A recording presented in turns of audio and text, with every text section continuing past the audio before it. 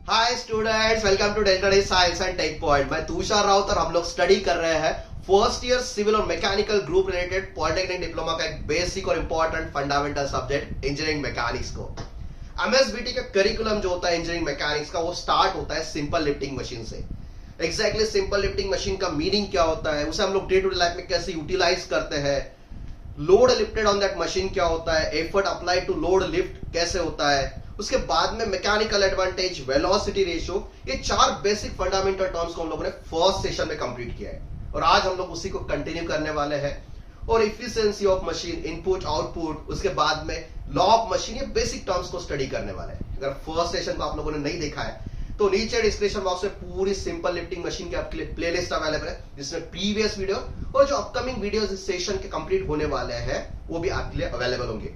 मैं आपको एश्योर्ड करता हूं कि सिंपल लिफ्टिंग मशीन रिलेटेड पूरे थ्योरेटिकल और numerical related basic fundamental concept हम लोग कंप्लीट करने वाले हैं इसी यूट्यूब प्लेटफॉर्म पर।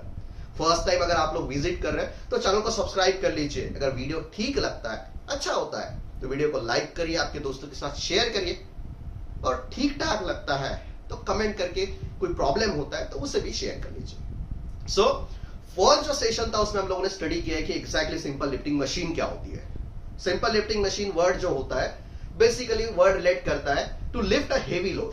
हम लोग कंपैरेटिवली हेवी लोड को उठाते हैं, हेवी वेट को उठाते हैं, और उसे उठाने के लिए हम लोग जो मशीन को सप्लाई करते हैं, जो फोर्स हम लोग देते हैं, जिसे हम लोग एफर्ट कहते हैं, वो छोटा होता है। So basically simple lifting machine का पर्पज है टू वेट, जो वेट होता है हेवी वेट, उसे उठाना है, और उसे उठाने के लिए हम लोग कम एफर्ट अप्लाई कर देंगे। So simply simple lifting machine is a device which is used to lift a heavy weight by using comparatively lower efforts। उसे हम लोग सिंपल लिफ्टिंग मशीन कहते हैं। जैसे कि स्क्रू जैक होता है, उसकी हेल्प लेकर हम लोग ट्रक को उठाते हैं, या फिर इंक्लाइन प्लेन होता है, या फिर दूसरे डिवाइस होते हैं डे टू डे लाइफ में, जिसमें हम लोग कम एफर्ट अप्लाई करके हेवी लोड को उठाते हैं। उसके बाद में जो मशीन पर हेवी वेट उठाते हैं हम लोग, उसका जो वेट होता है, जो वेट हम लोग उठाते हैं, उसे हम लोग टेक्निकली सिंपल लिफ्टिंग मशीन में लोड कहते हैं। और उस लोड को लिफ्ट करने के लिए जो हम लोग फोर्स देते हैं मशीन पर, उसे हम लोग एफर्ट कहते हैं। सो लोड का मतलब है हेवी लोड जो लिफ्ट करते हैं, एफर्ट मतलब उसे उठाने के लिए हम लोग जो लोड फोर्स सप्लाई करते हैं, उसे हम लोग एफर्ट कहते हैं। और जो लोड होता है वो कंपैरेटिवली हायर होता है, एफर्ट जो होता है वो कंपैरेटिवली लोअर होता है।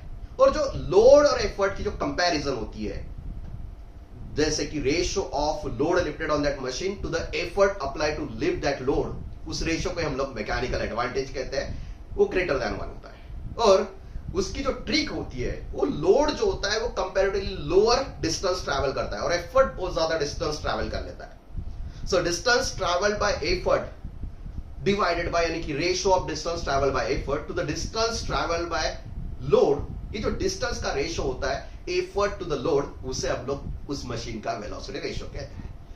लास्ट सेशन में हम लोगों ने पूरा कंप्लीट किया है और आज हम लोग उसी रिलेटेड इफिशिएंसी को स्टडी करने वाले हैं। पर उसके पहले लास्ट सेशन का क्वेश्चन कि ये जो होता कैसे है। हम लोग तो लोड जो है वो हेवी उठाते हैं, उसे उठाने के लिए हम लोग कम एफर्ट अप्लाई करते हैं। मतलब एक सिंपल आदमी जो है वो जितना लोड लगा सकता है, वो एफर्ट अप्लाई कर सकता है, उतना एफर्ट अप्लाई करता है। और जो ट्रक होता है वो हेवी ट्रक को उठाता है।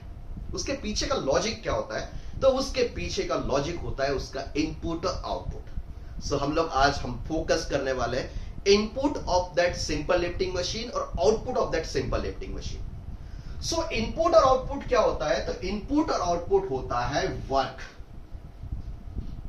एग्जैक्टली वर्क का मीनिंग क्या होता है?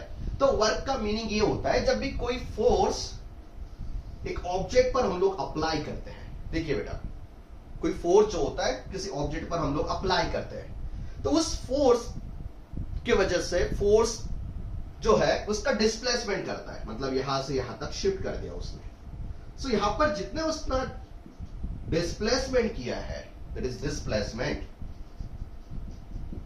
कौन रिस्पॉन्सिबल पैरामीटर फॉर डिस्प्लेसमेंट? ये फोर्स।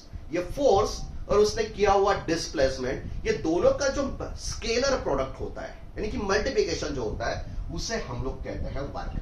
मतलब अगर कोई ऑब्जेक्ट पर हम लोग फोर्स अप्लाई करते हैं और वो फोर्स उस ऑब्जेक्ट का मोशन करवाता है, डिस्प्लेसमेंट करवाता है, तो वो फोर्स और उसका डिस्प्लेसमेंट, ये दोनों का जो प्रोडक्ट होता है, स्केलर प्रोडक्ट, उसे हम लोग कहते हैं वर्क। और ये वर्क जो है एक टाइप की एनर्जी है, और यहां पर इनपुट और आउटपुट होती है वर्क एनर्जी।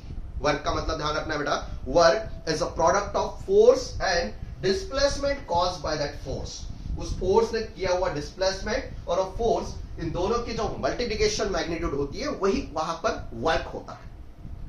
और जब हम लोग किसी चीज पर एफर्ट अप्लाई करते हैं, मान लीजिए वो एग्जांपल लेते हैं, स्क्रू जैक है, मान लीजिए स्क्रू जैक है, यहां पर ये जो होता है, ये रॉड होता है, इस पर हम लोग फोर्स अप्लाई करते हैं, और ये फोर्स अप्लाई करने के बाद में ऐसा पूरा सर्कुलर कंप्लीट होता है चक्कर। इसने ऐसा सर्कल कंप्लीट किया है। मतलब ये जो एफर्ट है ना बेटा, इस एफर्ट ने यहां से यहां से यहां से यहां से यहां से यहां से कंप्लीट करते हुए इतना डिस्टेंस ट्रैवल किया है। मतलब यहां पर आदमी ने एक फोर्स अप्लाई किया है। कितना फोर्स अप्लाई किया है? उस फोर्स को हम लोग कहते हैं एफर्ट। और इस एफर्ट एप्लीकेशन के साथ में इसने यहां पर इतना बड़ा डिस्प्लेसमेंट करवा दिया। मान लीजिए एल डिस्प्लेसमेंट है। कितना डिस्प्लेसमेंट है? एल डिस्प्लेसमेंट है। उस एफर्ट वाले डिस्प्लेसमेंट को हम लोगों ने लास्ट सेशन में वाई लेटर से भी डिनोट किया है। सो यहां पर हम लोग वाई मान लेते हैं।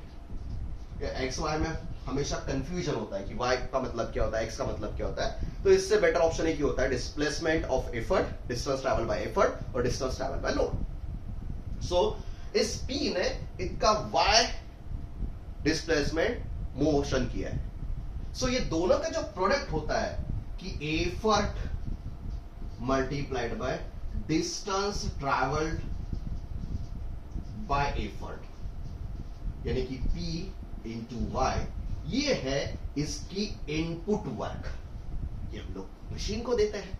सो मशीन को हम लोग कितने अमाउंट ऑफ एनर्जी देते हैं बेटा? सो मशीन को हम लोग वर्क सप्लाई करते हैं, इनपुट वर्क देते हैं। इनपुट वर्क एक एनर्जी है। कितनी एनर्जी है? मतलब उस पर अप्लाई करने वाला एफर्ट, मतलब फोर्स। उसके बाद में उसे अप्लाई करने के बाद में हम लोग उसे घुमाते हैं। तो जितना उसका डिस्टेंस वो ट्रैवल करता है, वो डिस्टेंस ट्रैवल, ये दोनों का प्रोडक्ट जो होता है स्केलर प्रोडक्ट, उसे ही हम लोग इनपुट कहते हैं वर्क फॉर्मेट में। बेसिक यही है। सो ध्यान रखना बेटा, ये अब आपको समझ में आने वाला है कि ये ऐसे होता क्यों है, कम एफर्ट्स में लिफ्ट कैसे होता है। ये होगा हमारे लिए input. So what is input for simple lifting machine? हमेशा ध्यान रखिए, input for simple lifting machine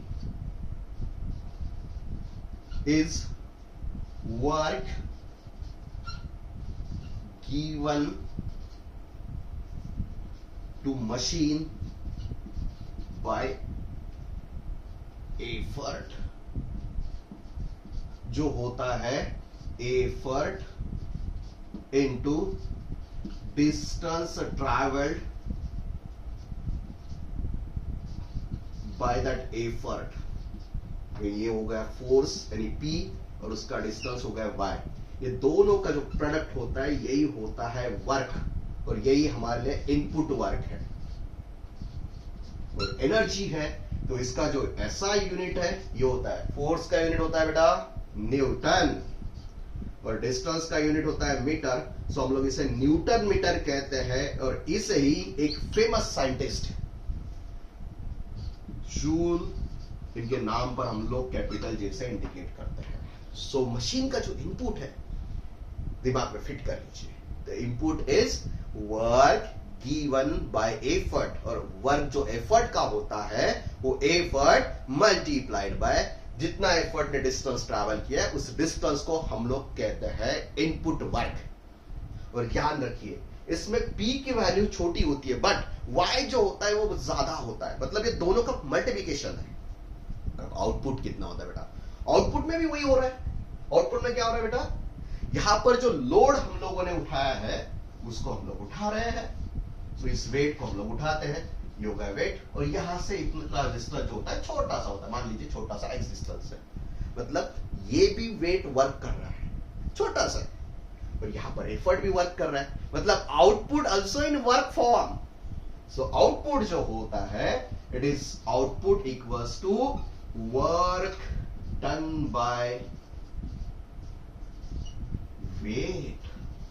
यानी कि वेट का वर्क डन। और वर्क डन का फार्मूला ध्यान रखना है बेटा, फोर्स मल्टीप्लाइड बाय उस फोर्स ने किया हुआ displacement. So force that is work,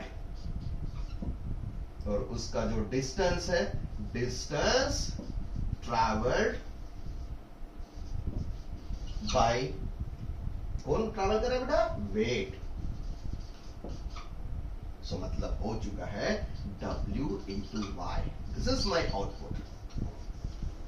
ये भी एक टाइप की वर्क एनर्जी है, तो इसका ऐसा जूल हो चुका है जिसे हम लोग न्यूटन मीटर फॉर्मेट में लिख सकते हैं। सो बेटा आपको ध्यान रखना है कि सिंपल लिफ्टिंग मशीन जो होती है उसका जो इनपुट होता है वो इनपुट होता है वर्क ऑफ एफर्ट, और जो आउटपुट होता है वो आउटपुट होता है वर्क ऑफ लोड। और किसी भी फोर्स का जो वर्क होता है वो होता है उस फोर्स का मैग्नीट्यूड मल्टीप्लाइड बाय उस फोर्स ने किया हुआ डिस्प्लेसमेंट। और वर्क एक टाइप की एनर्जी है जिसे हम लोग देते हैं या फिर अप्लाई करने के बाद में उससे हम लोग ऑब्टेन करते हैं। सो यहां पर हम लोग एफर्ट के फॉर्मेट में वर्क को देते हैं और लोड लिफ्टिंग के फॉर्मेट्स में हम लोग आउटपुट लेते हैं। सो ये हमारे लॉजिक है।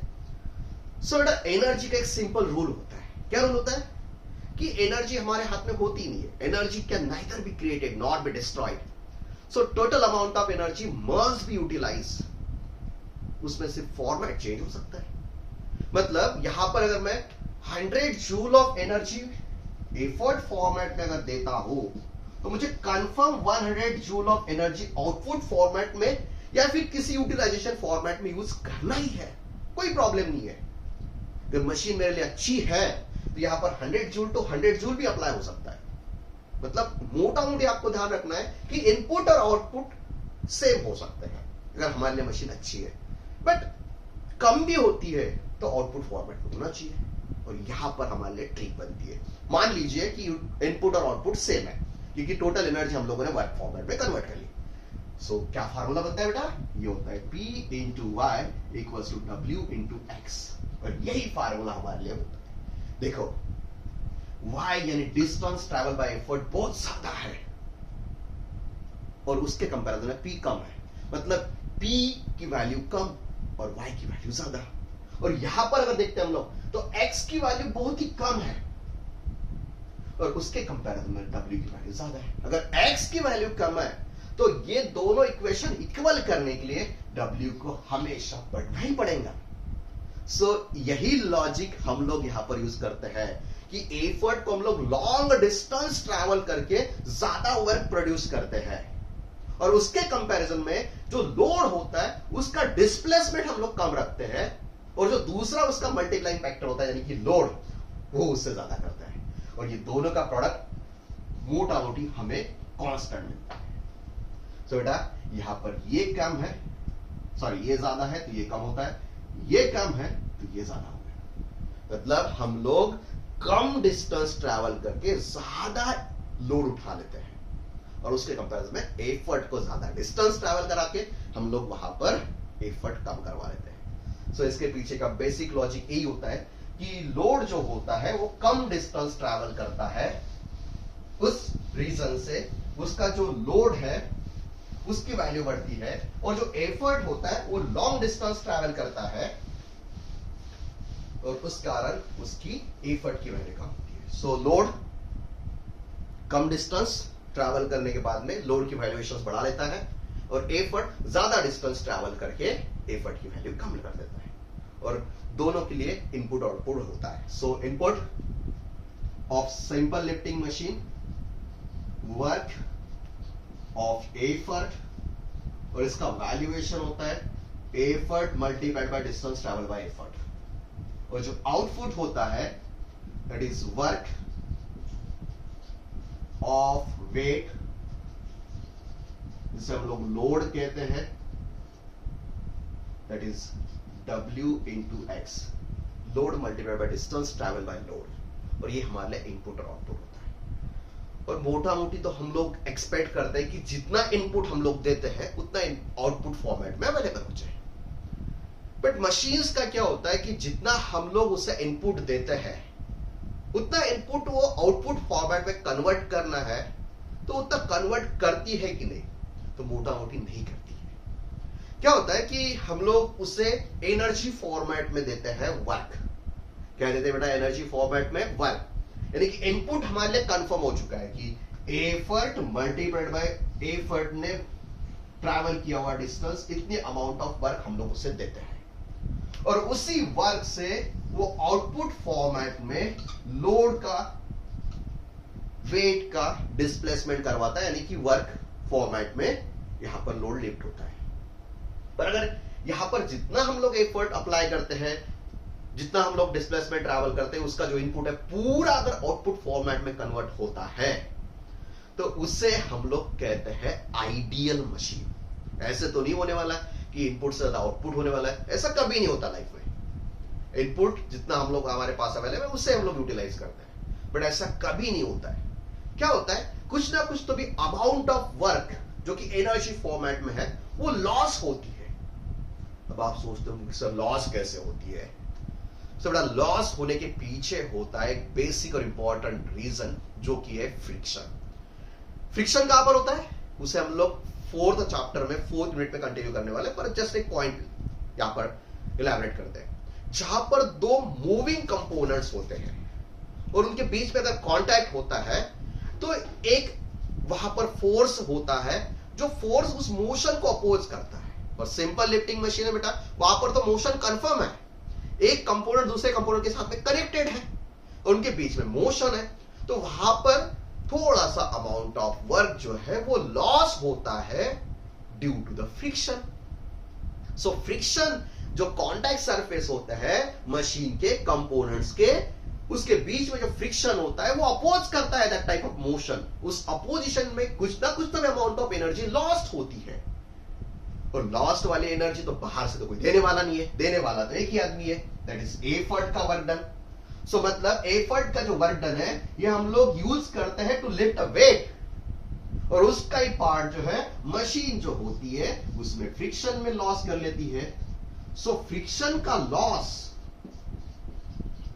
और ये वर्क बाय द लोड, ये दोनों मिला के यहां पर बराबरी में होता है। सो मशीन के पॉइंट ऑफ व्यू आपको हमेशा ध्यान रखना है कि जितना एफर्ट वर्क वहां पर देता है उतना आउटपुट फॉर्मेट में लोड लिफ्टिंग के लिए यूज नहीं होता है, उसमें कुछ ना कुछ तो भी अमाउंट ऑफ एनर्जी जो है वो लॉस हो जाती है due to the friction between the various component of that machine. और फ्रिक्शन कहां पर होता है? जहां पर मूविंग कंपोनेंट होते हैं उनके बीच में मोशन को अपोज करने के लिए बाय डिफॉल्ट एक फोर्स जनरेट होता है जो अपोज ही करता है मोशन को। उसे हम लोग डिटेल में स्टडी करेंगे 4th लेसन में। सो यहां पर फ्रिक्शन में लॉस होता है। मान लीजिए यहां पर इसने 100 जूल इतनी वर्क दे दिया है एफर्ट फॉर्मेट में। सो यहां पर वर्क वेट फॉर्मेट में कन्वर्ट हो चुका है 80 जूल। सो बाकी का 20 जूल कहां गया भाई साहब? सो 20 जूल जो है वो लॉस हो चुका है फ्रिक्शन फॉर्मेट में। सो बेटा हम लोग तो एक्सपेक्ट यही करते हैं कि भाई जितना इनपुट दे दे उसका उतना भी पार्ट हम लोग को मिल जाए आउटपुट फॉर्मेट में, पर यहां पर फ्रिक्शन साहब तो हमें थोड़ा सा लॉस करा ही देते हैं। सो ये दोनों मिला के यहां पर ऑप्शंस में अवेलेबल होते हैं। सो कुछ मशीन जो होती है उसमें ये फ्रिक्शन कम होता है, कुछ मशीन्स ऐसी होती है उसमें फ्रिक्शन ज्यादा होता है। सो फ्रिक्शन ज्यादा होने के रीजन से हम लोग इसे यूटिलाइजेशन में यूज नहीं कर सकते, या फिर कोई अलग अलग एडजस्टमेंट होती है। अगर ज्यादा फ्रिक्शन लॉस है तो हम लोग को ज्यादा एफर्ट देना है, या फिर वो एफर्ट कम लोड उठाने वाला है क्योंकि यहां पर वर्क तो कम होने वाला है। सो इसी के लिए हम लोग यहां पर एक नई टर्म को इंट्रोड्यूस करते हैं, that is efficiency of machine. चलिए बेटा थोड़ा हम लोग स्लो ले रहे हैं और डिटेल स्टडी कर रहे हैं। सो what is exactly efficiency of machine? Efficiency का मतलब है कि कोई भी जो मशीन होती है, इफिशियंसी का मतलब होता है कि कितना इनपुट आउटपुट फॉर्मेट में कन्वर्ट होता है। सो यहां पर इनपुट कितना है बेटा? सो इनपुट है वर्क ऑफ एफर्ट, और आउटपुट मुझे डिजायरेबल जो है वो है वर्क ऑफ दैट लोड।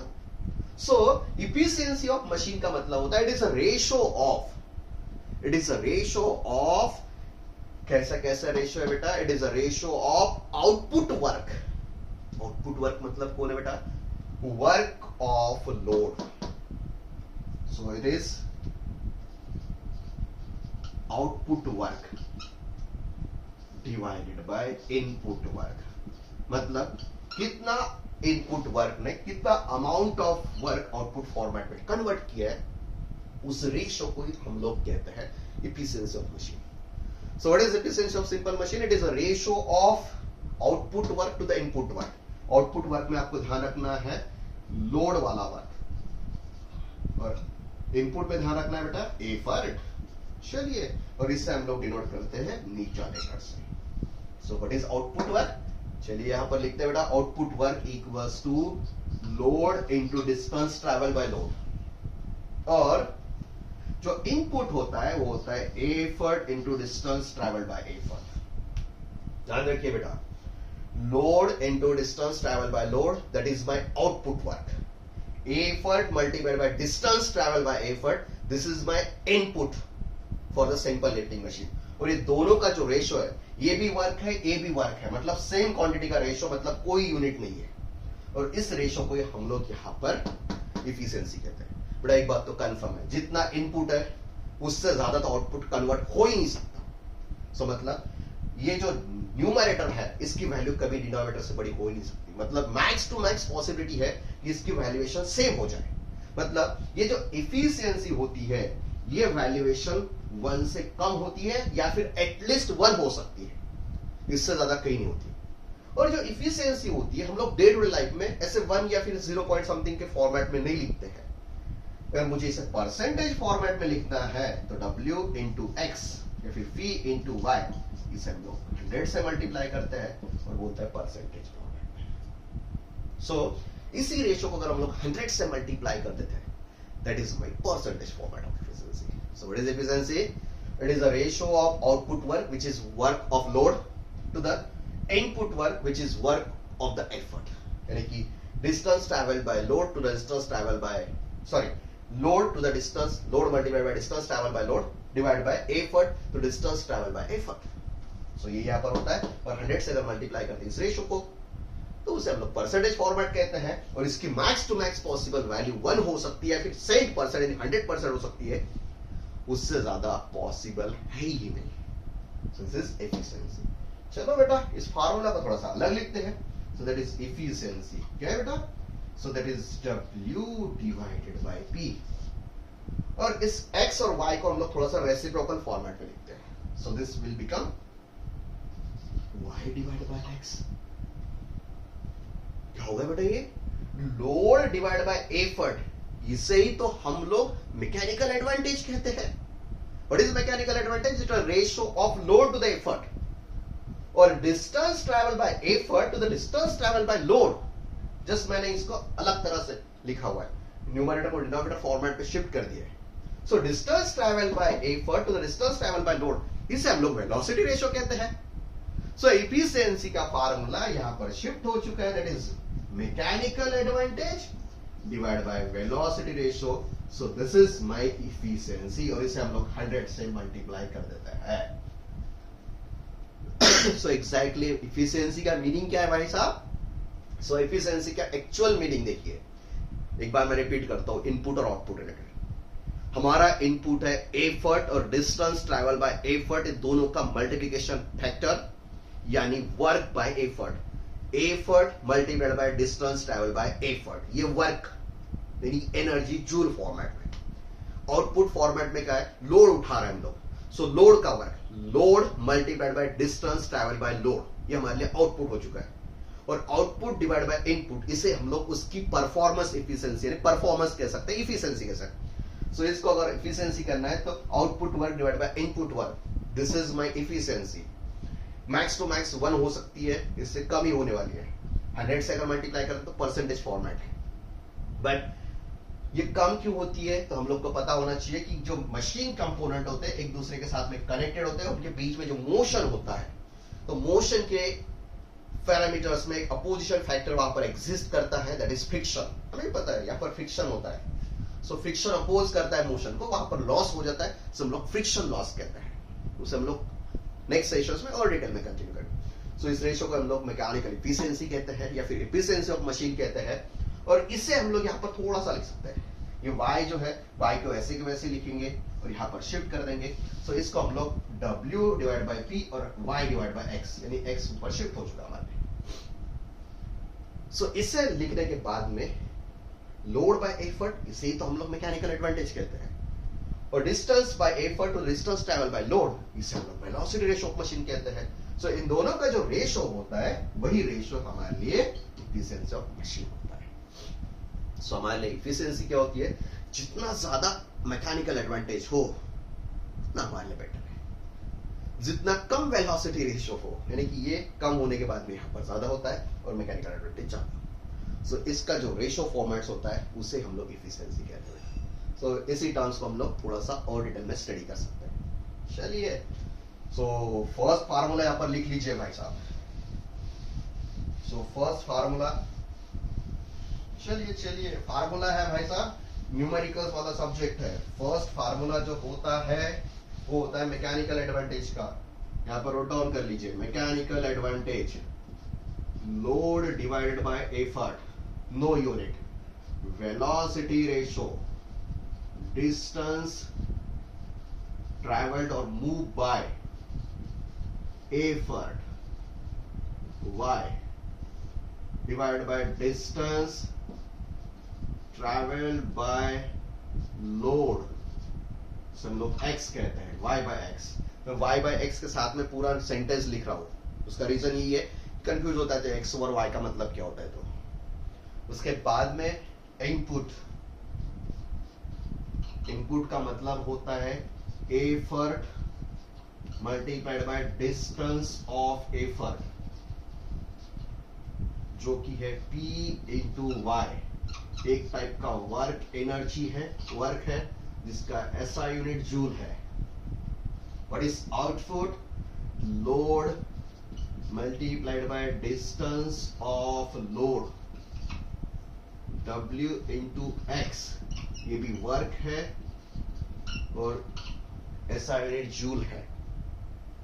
देखिए बेटा, हम लोग फार्मूला यहां पर राइट अप कर रहे हैं। उसके बाद में efficiency, this is output divide by input ratio.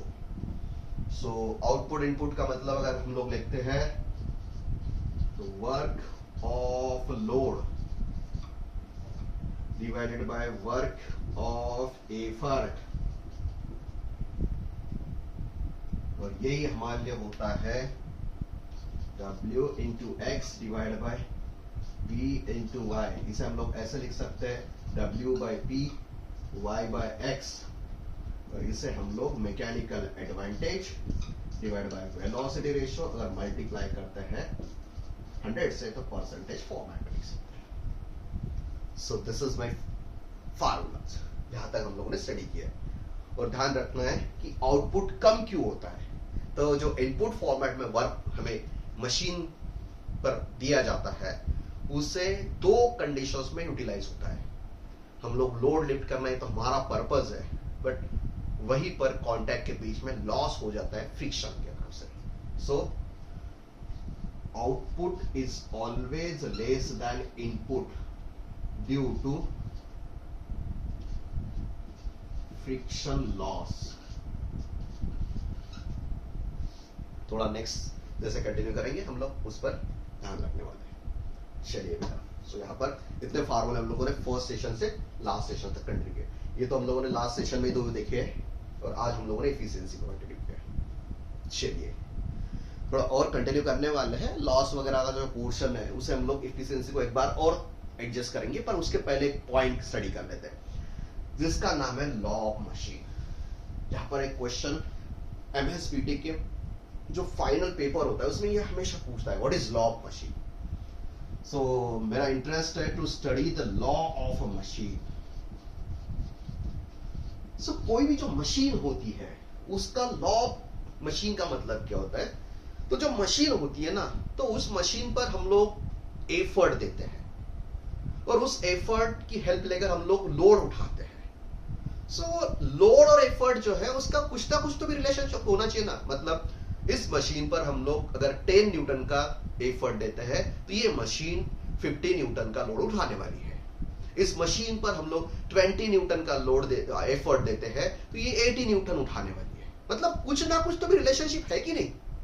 सो हम लोग उस मशीन रिलेटेड एफर्ट जो है, उस एफर्ट का और लोड उठाने की जो कैपेसिटी होती है, या फिर एक्चुअल प्रॉब्लम में कितना लोड हम लोग उठा सकते हैं, तो उस लोड उठाने के लिए हम लोग को कितना एफर्ट देना है, या फिर कितना एफर्ट देने के बाद में कितना लोड उठा सकते हैं हम लोग, ये जो रिलेशनशिप होता है उस रिलेशनशिप को ही मशीन रिलेटेड, उस मशीन का लॉ ऑफ मशीन कहते हैं। मतलब लॉ ऑफ मशीन क्या है? एक इक्वेशन है, एक क्या बेटा? इक्वेशन है that gives an idea, that gives a demonstration or idea about relationship between load lifted on that machine and how much effort I have to give to lift that load. So what is law of machine? Law of machine of any machine, मतलब कोई भी machine है तो law of machine of a machine is an equation which gives the relationship, क्या देता है बेटा? relationship between load lifted on that machine to the effort required to lift that load. So उस मशीन पर कितना load हम लोग उठाने वाले हैं, उस लोड पर कितना एफर्ट अप्लाई करना है, उसका जो रिलेशनशिप है, वो जो इक्वेशन बनता है, उस इक्वेशन को लॉ ऑफ मशीन कहते हैं। सो लॉ ऑफ मशीन मतलब होता है equation which gives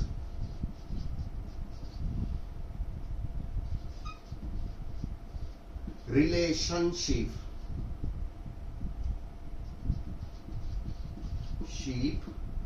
between load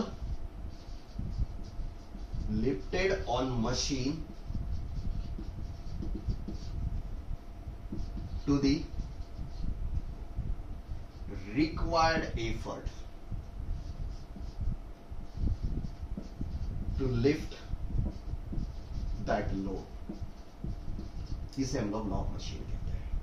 और ये जो लॉ ऑफ मशीन होता है ना, ये लॉ ऑफ मशीन मैथमेटिक्स का लीनियर इक्वेशन फॉलो करता है। क्या इक्वेशन फॉलो करता है? Linear equation. और ये होता है हमारे लिए P equals to mw plus c। Exactly इसका मीनिंग क्या है वो देखते हैं। ये जो P है ना, इसका मतलब होता है एफर्ट। ध्यान रखिए बेटा, P का मतलब है एफर्ट, W का मतलब है load lifted by effort P, effort required to lift W। मतलब W लोड उठाने के लिए कितना एफर्ट है वो है P, और P एफर्ट कितना लोड उठाने वाला है इसका मतलब है W। और ये जो M और C है उसके लिए हम लोग इक्वेशन में थोड़ा सा और ज्यादा फोकस कर रहे हैं। बेटा कोऑर्डिनेट ज्योमेट्री सिस्टम आप लोग 10th स्टैंडर्ड में स्टडी करते हो भाई साहब, इसे हम लोग कहते हैं हॉरिजॉन्टल एक्सिस। देखिए बेटा, ज्योमेट्री में आप लोग को हमेशा ध्यान रखना होता है, जो हॉरिजॉन्टल एक्सिस होता है इसका जो नाम होता है टेक्निकली, इसे हम लोग एप्सिका कहते हैं। हमेशा ध्यान रखिए बेटा, इसका जो नाम होता है ना एक्स एक्सिस, एक्स एक्सिस जो होता है उसका नाम होता है एप्सिका। हमेशा ध्यान रखिए, आप लोग जनरली कोऑर्डिनेट ज्योमेट्री देखते हो, यहां पर जो होता है ये होता है ओरिजिन, सो दिस इज एप्सिका। और ये जो वाई एक्सिस होता है ना, इसे कहते हैं ऑर्डिनेट। हमेशा ध्यान रखिए बेटा, जो वाई एक्सिस है उसका स्टैंडर्ड नोमेनक्लेचर है ऑर्डिनेट, और जो एक्स एक्सिस है उसका स्टैंडर्ड नोमेनक्लेचर है एप्सिका। और ये जो कोऑर्डिनेट ज्योमेट्री सिस्टम होती है तो उसमें हम लोग जो हॉरिजॉन्टल एप्सिका एक्सिस है इस पर लेते हैं लोड, इसका ग्राफ प्लॉट करते हैं, और जो वर्टिकल एक्सिस है यहां पर प्लॉट करते हैं हम लोग एफर्ट। क्या प्लॉट करते हैं भाई साहब? एफर्ट। और जब हम लोग वेरियस रीडिंग को रिकॉर्ड करते देखते हैं कि इस मशीन पर इतना एफर्ट अप्लाई करने के बाद में क्या हुआ, इतना एफर्ट अप्लाई करने के बाद में क्या हुआ, तो सबसे पहले यह होता है कि कोई भी मशीन को जब हम लोग लिफ्ट करते हैं तो कुछ ना कुछ लोड लिफ्ट करने के लिए कुछ ना कुछ तो भी अमाउंट ऑफ जीरो भी होता है, जीरो भी लेते हैं, उसके बाद में भी लोड लिफ्ट नहीं होता है। मतलब जीरो एफर्ट उठाने के लिए भी, जीरो लोड उठाने के लिए भी यहां पर कुछ ना कुछ तो एफर्ट होता है। सो कभी लोड और एफर्ट जीरो जीरो नहीं होते, मतलब मान लीजिए यहां पर ये पेन है, इसको मुझे उठाना है, तो इसको उठाने के लिए कुछ ना कुछ तो भी मिनिमम फोर्स लगने वाला है, कुछ ना कुछ तो भी, सो दैट इसका मोशन होने वाला है। So that minimum effort, minimum कितना लग सकता है सबसे कम वेट के लिए, वो वहां से स्टार्ट होता है, कुछ ना कुछ तो भी लगता है। और जैसे हम लोग ग्राफ को प्लॉट करते हैं तो ये ग्राफ आपके ज्योमेट्री का स्ट्रेट लाइन फॉलो करता है। क्या फॉलो करता है भाई साहब? Straight line. जैसे जैसे हम लोग एफर्ट को बढ़ाते जाते हैं वैसे वैसे लोड भी बढ़ता है, और ये इक्वेशन होता है स्ट्रेट लाइन का। अगर ये इक्वेशन स्ट्रेट लाइन है तो इक्वेशन ऑफ लाइन हमेशा ध्यान रखिए भाई साहब, y equals to mx plus c होता है। y का मतलब होता है y वाला, ये y वेरिएबल, x मतलब ये x वेरिएबल, और ये m और c जो होता है, m का मतलब होता है स्लोप ऑफ लाइन, और c का मतलब होता है ये जो वर्टिकल एक्सिस है जिस पोजीशन पर ये कट करता है। सो इस लाइन में जो है m का मतलब है स्लोप ऑफ ग्राफ या फिर line, slope of a graph और लाइन। ये जो लाइन बनती है ये हमारे नहीं है, हम लोगों ने देखा है, मशीन इसको फॉलो करती है भाई साहब। मशीन करती है तो देखना है हमें, हम लोग तो मशीन के अगेंस्ट में, नेचर के अगेंस्ट में तो नहीं जा सकते। यहां पर हमारे लिए देखता है कि भाई जैसे जैसे एफर्ट अप्लाई करते हैं वैसे वैसे लोड बढ़ता है। सो ये लीनियर इक्वेशन फॉलो करता है। So slope of a graph और line plotted between W and effort. ये जो W और P का जो ग्राफ होता है उसका स्लोप जो होता है उसे ही कहते हैं हम लोग स्लोप ऑफ दैट लाइन। और जो C होता है इसे कहते हैं हम लोग, यहां पर अभी Y इंटरसेप्ट कहते हैं इसे हम लोग, इसे क्या कहते हैं भाई साहब? Y intercept. अब यहां पर Y नहीं है, Y एक्सिस पर क्या लिया मैंने? Effort. So this is my effort intercept. इसे हम लोग मिनिमम एफर्ट भी कह सकते हैं, मिनिमम रिक्वायर्ड एफर्ट। और यही हमारे लिए लॉ ऑफ मशीन है। सो लॉ ऑफ मशीन, चलिए बेटा, law of machine is the equation which gives the relationship which state और डेमोन्स्ट्रेट द रिलेशनशिप बिटवीन, कैसे कैसे बेटा, load lifted on that machine to the required effort to lift that load. और ये equation हमेशा होता है equation of straight line. y की जगह पर रिप्लेसमेंट है p की, m जैसे कि वैसे, x पर है लोड और c ये रिप्लेसमेंट है बेटा। सो अगर आपको क्वेश्चन होता है सो देखना है बेटा, लोड और effort on simple lifting machine always follows a linear equation. और ये इक्वेशन आपके इक्वेशन ऑफ स्ट्रेट लाइन का होता है, और ये कभी भी यहां पर इंटरसेप्ट नहीं होता है, इसका कुछ ना कुछ तो वैल्यू होती है। अगर यहां पर कुछ भी वैल्यू नहीं है, जीरो है, तो उस कंडीशन में क्या हो सकता है उसे हम लोग जैसे जैसे हम लोग आगे बढ़ेंगे वैसे वैसे स्टडी करेंगे। So this is my meaning. P का मतलब है effort required to lift a load W। फिर मुझे P मतलब है, इक्वेशन एक बार पता हो चुका है तो मैं कोई भी वैल्यूएशन के लिए कोई भी कैलकुलेशन कर सकता हूं। मुझे अगर एफर्ट पता है तो यहां पर इस इक्वेशन में एफर्ट की वैल्यू डाल दीजिए, लोड मिलने वाला है। या फिर लोड पता है तो एफर्ट रिक्वायर्ड की वैल्यूएशन हम लोग यहां पर इस इक्वेशन में पुट अप कर सकते हैं। So W equals to load lifted by the effort, and is slope of that graph of line plotted between load and effort। और C मतलब ये जो P इंटरसेप्ट है या फिर मिनिमम रिक्वायर्ड एफर्ट। अब हमारे लिए क्वेश्चंस बनता है कि ये स्लोप क्या है।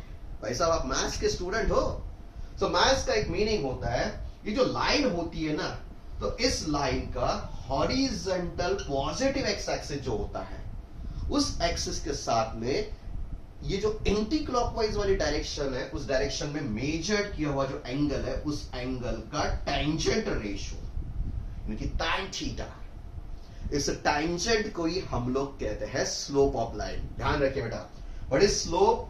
सो स्लोप को आपको ध्यान रखना है tan theta, that is m equals to tan of theta. This is, ये जो लाइन बनती है तो तिरछी है लाइन, स्लोप है इसको। सो इस लाइन का जो हॉरिजॉन्टल एक्सिस है यानी कि लोड एक्सिस, इसके साथ में एंटी क्लॉकवाइज डायरेक्शन में जितना एंगल बना हुआ है उस एंगल का tangent ratio, tan of that theta, this tangent ratio is called as slope of that line. इसे हम लोग स्लोप कहते हैं बेटा। आप इक्वेशन ऑफ लाइन में इसे अच्छी तरह से फोकस भी करते हो।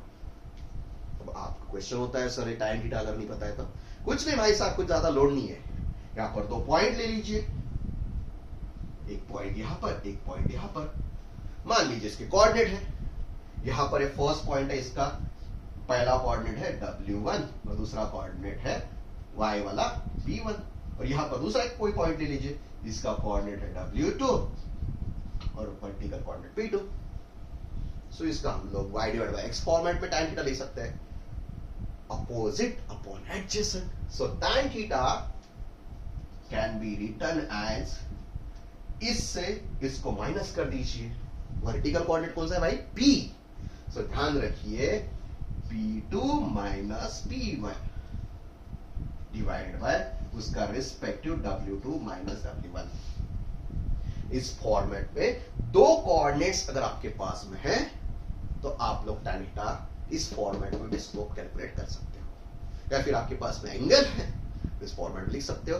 और C को हमेशा ध्यान रखिए, ये कभी निगेटिव तो हो ही नहीं सकता, जीरो नहीं होता, उसे हम लोग और डिटेल में स्टडी करेंगे। So this is my, what is this is law of machine. So चलिए बेटा, इसको थोड़ा सा, ये फार्मूला है, इसको तो हम लोगों ने पहले स्टडी कर लिया और ये हो चुका है law of machine. Law of machines पर बहुत सारे न्यूमेरिकल हमें स्टडी करने होते हैं। ये ग्राफ है इसका। So it is law of machine, equation which gives the relationship between load and effort, और इक्वेशन हमेशा होता है P equals to mw plus c। P का मतलब एफर्ट, m का मतलब, ये जो ग्राफ हम लोगों ने ड्रॉ किया, कैसे ग्राफ ड्रॉ किया भाई साहब, जो हॉरिजॉन्टल एक्सिस का है, जिसे हम लोग एक्स एक्सिस कहते हैं, उस पर हम लोगों ने लोड वाले रीडिंग्स को रिकॉर्ड किया है, और उसके करस्पॉन्डिंग एफर्ट्स को हम लोगों ने वर्टिकल वाई एक्सिस ने ऑर्डिनेट एक्सिस पर रिकॉर्ड किया। और जो ग्राफ हम लोगों ने प्लॉट किया, जिसे हम लोग लोकस ऑफ पॉइंट कहते हैं, उस लोकस ऑफ पॉइंट को हम लोगों ने जब देखा है तो हमें ऑब्जर्व हुआ है कि वो एक स्ट्रेट लाइन को फॉलो करता है। अगर स्ट्रेट लाइन फॉलो होता है तो इक्वेशन ऑफ स्ट्रेट लाइन होता है y equals to mx plus c, y यानी कि वर्टिकल y कोऑर्डिनेट, m मतलब वो लाइन का स्लोप जिसका हम लोग टेंजेंट रेशियो कहते हैं, x मतलब हॉरिजॉन्टल x एक्सिस वाला, उसके बाद में c ये कांस्टेंट जहां पर ये y एक्सिस को इंटरसेक्ट करती है। यहाँ पर y नहीं है, लोड है, सॉरी एफर्ट है, तो एफर्ट का इंटरसेक्ट, लोड w है x एक्सिस, तो इसे हम लोग P equals to mw plus c इस फॉर्मेट में लिख सकते हैं। तो इसे हम लोग कहते हैं लॉ ऑफ मशीन, और इसी की हेल्प लेकर हम लोग कोई करस्पॉन्डिंग एफर्ट के लिए करस्पॉन्डिंग लोड लिफ्टिंग कैलकुलेट करते हैं, या फिर करस्पॉन्डिंग लोड लिफ्टेड के लिए कितना एफर्ट रिक्वायर्ड है, ये यहाँ पर एक वैल्यू डाल दीजिए, दूसरी वैल्यू हम लोग कैलकुलेट करते हैं। और m ये भी कांस्टेंट टर्म होती है, और जो c होता है वो भी कांस्टेंट टर्म होती है, और इसका जो यूनिट होता है, तो इसका यूनिट होता है न्यूटन, इसका जो यूनिट होता है ये भी होता है न्यूटन, इसका कोई यूनिट नहीं होता है, सो नो यूनिट, और इसका जो यूनिट होता है ये भी होता है Newton, that is minimum required effort. चलिए बेटा, सो आज हम लोगों ने बहुत सारा पोर्शन सीख लिया है, that is efficiency, it is ratio of output work यानी work of load, the input work that is work of effort, जिससे हम लोगों ने थोड़ा सा इलैबोरेट करके mechanical advantage divide by velocity ratio format में लिखा हुआ है, 100 से मल्टीप्लाई करके percentage. This is my law of machine, इसे हम लोग लॉ ऑफ मशीन कहते हैं। That is equation which state the relationship between load lifted and effort required to lift that load, और ये इक्वेशन होता है P equals to mw plus c। So कितनी पॉसिबिलिटीज हो सकती है, इस पर हम लोग फोकस करते हैं। सो चलिए बेटा, एक बार इसको भी मैं यहाँ पर थोड़ा सा इलैबोरेट करके लिख लेता हूँ फार्मूला फॉर्मेट्स में। बड़ा अच्छी तरह से फोकस करिए, और मोटा मोटी क्या होता है, फैकल्टी जो होते हैं सिर्फ प्रॉब्लम पर कॉन्सेंट्रेट करते हैं, पेपर स्कोर करना। देखो बेटा, पेपर स्कोर करना है तो न्यूमेरिकल आनी चाहिए, नो डाउट, बट भाई साहब अगर एक बार कंसेप्ट क्लियर होते हैं कहां से आते हैं, तो आप लोग किसी भी लेवल पर इसको फोकस कर सकते हो। तो सो डिटेल स्टडी करिए, ऐसा ओवरऑल क्या है समझ में नहीं आ रहा है, थोड़ा कॉम्प्लिकेटेड जा रहा है, तो जो छोटा छोटा पोर्शन होता है, इतना ही आता है इतना ही करना है, नहीं भाई साहब थोड़ा कॉम्प्लिकेटेड है पर स्टडी करना है, इजी नहीं है, इजी करने के लिए शॉर्टकट नहीं, हर एक पॉइंट को डिटेल में स्टडी करना है, कहां से आया है, कहां रिलेट करता है, कैसे होता है, क्यों होता है, हर एक क्वेश्चन का आंसर होना चाहिए। सो हम लोग पूरा डिटेल फोकस करेंगे। So law of machine, law of machine that is P equals to mw plus c। This is my law of machine. एक मशीन के लिए लॉ ऑफ मशीन फिक्स्ड हो जाता है और इसे हम लोग यूटिलाइज कर सकते हैं टू कैलकुलेट ऑफ एफर्ट और लोड। अभी लॉ ऑफ मशीन से हम लोग को क्या पता चलता है भाई साहब कि कितना मैक्सिमम एडवांटेज हमें मिल सकता है। यहां पर इफिशियंसी देखिए, इफिशियंसी क्या है भाई साहब? Ratio of mechanical advantage divide by velocity ratio. इसमें एक टर्म आपके हाथ में नहीं है। जो वेलोसिटी रेशियो होता है ना, वो मशीन का स्ट्रक्चर एक बार डिसाइड हो चुका है, वेलोसिटी रेशियो डिसाइड हो चुका है। So velocity ratio can be never be change with respect to load और एफर्ट। एफर्ट और लोड की वजह से नहीं चेंज होता है, वो जब मशीन चेंज करेंगे, मशीन का स्ट्रक्चर चेंज करेंगे, उसी टाइम पर वेलोसिटी रेशियो। मतलब इफिशियंसी अगर मुझे बढ़ानी है तो मुझे वेलोसिटी रेशियो के हाथ में कुछ भी नहीं है, मेरे पास ऑप्शन बचता है mechanical advantage. So max to max कितने ज्यादा मैकेनिकल एडवांटेज हो सकता है, यहां पर देख सकते हैं बेटा कितना लोड हो सकता है। तो हमें यह पता होता चाहिए कि एफर्ट जो होता है, यहां पर एक कांस्टेंट सी जो है ये लॉस होता है, यानी कि पहला इतना रिक्वायर्ड होता है, ये जितना कम है। देखिए देखिए, this is my load, this is my effort, और ये हमारा graph that relates P equals to MW plus C। और यहां पर जो इतना पोर्शन है इसे हम लोग कहते हैं एफर्ट वाला intercept. So max to max कितना पॉसिबल है बेटा? M तो मेरे लिए चेंज नहीं होने वाला है, स्लोप कंफर्म है। सो क्या हो सकता है कि मशीन अगर मेरी अच्छी है तो C को वैल्यूएशन कम कम कर सकता है, और मैक्स टू मैक्स कितनी हो सकती है? 0 हो सकती है। सो अगर ये 0 है तो उस कंडीशन में ये एफर्ट जो है कम अप्लाई होने वाला है, W तो कोई चेंज नहीं होने वाला है। सो मैक्सिमम एफर्ट की पॉसिबिलिटी कैसे हो सकती है? कितना मैक्सिमम एफर्ट हो सकता है? सो मैक्सिमम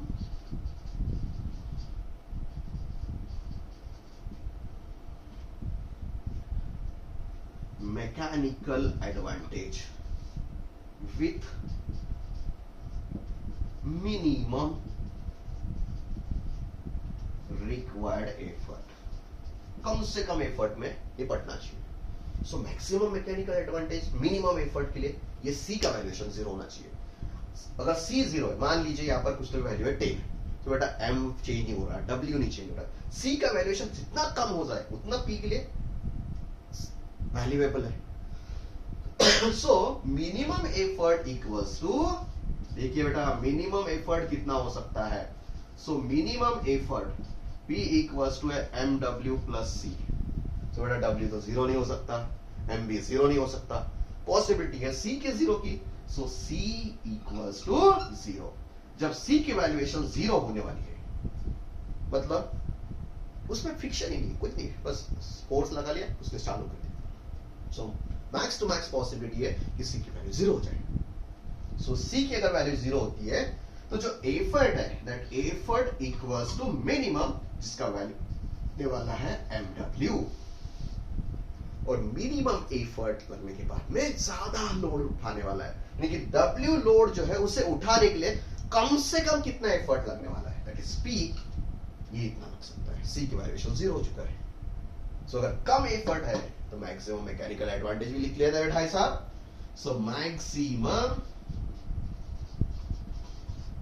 मैकेनिकल एडवांटेज, कितना मैक्सिमम मैकेनिकल एडवांटेज पॉसिबल है? सो मैकेनिकल एडवांटेज जो मैक्सिमम पॉसिबल है equals to load W divided by उस लोड के लिए कम से कम कितना एफर्ट अप्लाई हो सकता है। ये C के वैल्यूएशन 0 तो मतलब कितना MW।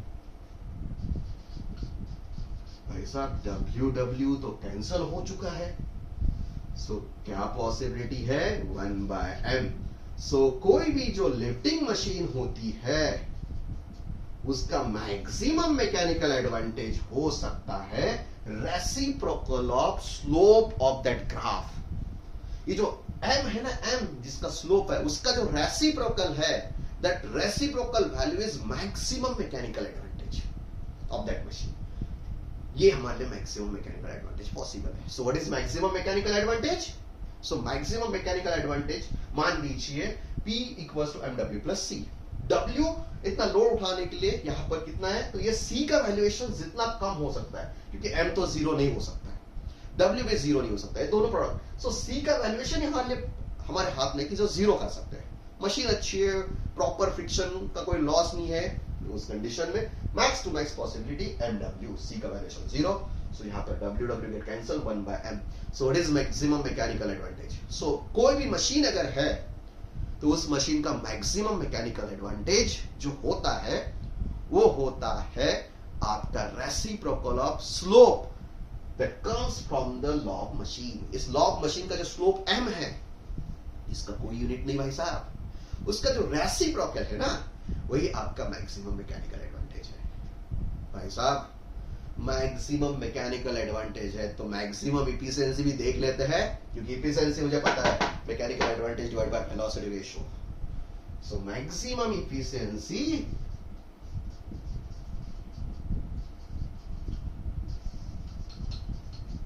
इक्वल्स टू कितना है भाई साहब मैक्सिमम इफिशिएंसी? चलिए, so maximum mechanical advantage divide by velocity ratio. So maximum mechanical advantage is slope of m into VR. So maximum efficiency equals to 1/m into velocity ratio। Percentage में चाहिए तो 100 से multiply कर लीजिए। So this is my maximum mechanical advantage और उसके साथ साथ में maximum efficiency। चलिए बेटा, आज तक के सब फार्मूला मैंने यहाँ पर लिख दिए। पहले लेसन में इतना हम लोगों ने पहले सेशन में दिखाया। मैकेनिकल एडवांटेज दिमाग में फिट कर दो formula, load divide by effort. Velocity ratio distance travelled by effort to distance travelled by load. Input effort multiplied by distance of effort. Output load multiplied by distance of load, मतलब work of effort work of load. इन output divide by input efficiency, work of load divide by work of effort. उसे हम लोग अगर यहाँ पर simplified format में लिखते हैं तो mechanical advantage divide by velocity ratio. कोई भी मशीन का mechanical advantage divide by velocity ratio is by efficiency. Law of machine, किस मशीन पर कितना एफर्ट देने के बाद में कितना लोड उठा सकता है, या फिर कितना लोड उठाने के लिए कितना एफर्ट चाहिए, ये जो कैलकुलेशन वाला रिलेशनशिप होता है जिसका इक्वेशन हम लोग लिखते हैं, उस इक्वेशन को हम लोग बोलते हैं law of machine. The equation which gives relationship between load lifted and effort required to lift that load, this equation is called as law of machine. ये लॉ ऑफ मशीन जो लोड वाला axis x और effort वाला y axis coordinate system में अगर हम लोग इस ग्राफ को प्लॉट करते हैं मशीन पर, तो ये स्ट्रेट लीनियर इक्वेशन बनता है लीनियर लाइंस के हिसाब से। और लाइन का इक्वेशन होता है y equals to mx plus c। इसी को हम लोग फॉलो करते हुए यहां पर लिख लेते हैं कि p equals to mw plus c। p का मतलब है y एक्सिस और w का मतलब है x axis. So P equals to MW plus C. This is my equation which gives idea about relationship between load and effort. So it is called as law of machine. इसमें P effort होता है, M slope of the line होता है जो कि tangent of theta है, with axis positive x axis जो theta होता है इसका tangent ratio होता है, या फिर दोनों coordinate systems में हम लोग डिफरेंस लेकर भी इसे कैलकुलेट कर सकते हैं। तो difference of effort divide by difference of load इस फॉर्मेट में भी उस करस्पॉन्डिंग दो कोऑर्डिनेट्स को ले सकते हैं। C यहाँ पर जो इंटरसेक्ट होता है, this is minimum required force to start that machine. Start करने के लिए जितना मिनिमम फोर्स होता है उसे हम लोग सी इंटरसेप्ट, वाई इंटरसेप्ट या फिर एफर्ट इंटरसेप्ट कहते हैं। उसकी पॉसिबिलिटी कम से कम जीरो की पॉसिबल है आइडियल कंडीशंस में। सो मैक्स टू मैक्स कितना मैकेनिकल एडवांटेज मिल सकता है, तो कम से कम इतना एफर्ट तो मुझे देना है। So minimum effort equals to m into w। सो उस कारण हम लोग को मैक्सिमम मैकेनिकल एडवांटेज मिलता है। Maximum mechanical advantage is reciprocal of slope m। So दूसरा फार्मूला लिखिए, maximum mechanical advantage is reciprocal of m and maximum efficiency, so maximum mechanical advantage divide by velocity ratio, ये formula. So maximum की format लिख सकते हैं तो 1/m into VR into 100% format. So this is all relates to the basic fundamental concepts. कहा क्या हुआ है बेटा पहले सेशन में, simple machine definition, load, effort, mechanical advantage, velocity ratio, पहला सेशन। उसके बाद में आज के में input, effort work, output, load work utilization के टाइम पे थोड़ा लॉस होता है, उस कारण थोड़ा सा लॉसेस हमको झेलते हैं, फ्रिक्शन लॉस, उसे हम लोग नेक्स्ट सेशन में कंटिन्यू करेंगे।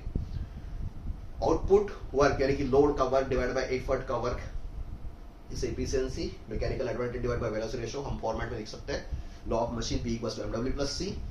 और maximum mechanical advantage, maximum efficiency और minimum required effort equals to MW. किसी भी मशीन पर कम से कम कितना एफर्ट लगने वाला है, सो दैट इज एमडब्ल्यू। अगर मशीन बेस्ट है, बेस्ट एंड बेस्ट है, तो उस कंडीशन में इसे ऐसे कर सकते हैं। सो मैं एक्सपेक्ट करता हूं कि लंबा हो चुका है वीडियो, 55 मिनट्स ऑलरेडी हो चुके हैं और थोड़ा डिटेल भी हो चुका है। भाई साहब 10 स्टैंडर्ड पास आउट स्टूडेंट हो आप लोग, बहुत सारे फैकल्टीज ऐसे करते हैं कि थोड़ा थोड़ा इजी बेसिक बेसिक पढ़ाते हैं, ऐसा है तो ऐसा। अरे भाई साहब क्यों आया है वो इससे, उस पर कोई फोकस नहीं करता है। वो बोलता है हाँ लिखो फार्मूला, ये इसका मतलब ये, अगर ऐसा है तो इसको न्यूमरेटर में लिखो डिनोमिनेटर। भाई साहब क्यों लिखना है ये अगर पता नहीं तो इंजीनियर बनने की कोई फायदा नहीं है। इसमें फर्स्ट ईयर तो निकल जाएगा, बस स्ट्रेंथ ऑफ मटेरियल और हायर सब्जेक्ट निकलने वाले। सो क्यों होता है, इस क्वेश्चन के साथ में व्हाई, इस क्वेश्चन के साथ में कोई भी इंजीनियरिंग सब्जेक्ट को पढ़ना चाहिए। और इसी क्वेश्चन के साथ में हम लोग इस सब्जेक्ट को डिटेल ही पढ़ेंगे, मैं शॉर्टकट नहीं यूज कर सकता हूँ। ओके, एक्सपेक्ट करता हूँ कि आपको ये अच्छा रहा होगा, सेशन ठीक लगा होगा। भाई साहब अगर कंटिन्यू करेंगे तो और डिटेल अच्छी तरह से फोकस करेंगे। एश्योर्ड करता हूँ पूरा सिंपल लिफ्टिंग मशीन कंप्लीटली अच्छी तरह से फोकस होने वाला है। क्यों इस आंसर के साथ में, व्हाई क्यों है भाई साहब। ओके, सो मिलते हैं नेक्स्ट सेशन में। और अगर सेशन ठीक लगा तो भाई साहब कंजूसी ना करिए, लाइक कर दीजिए, दोस्तों के साथ शेयर करिए। और इंजीनियरिंग मैकेनिक्स ही नहीं और भी इंजीनियरिंग सब्जेक्ट्स पढ़ने के लिए यहाँ पर सब्सक्राइब करके जरूर जाइए। थोड़ा कमेंट करिए, मुझे भी थोड़ा मोटिवेशन मिल सकता है। Okay, thank you so much for this watching long video. Thank you.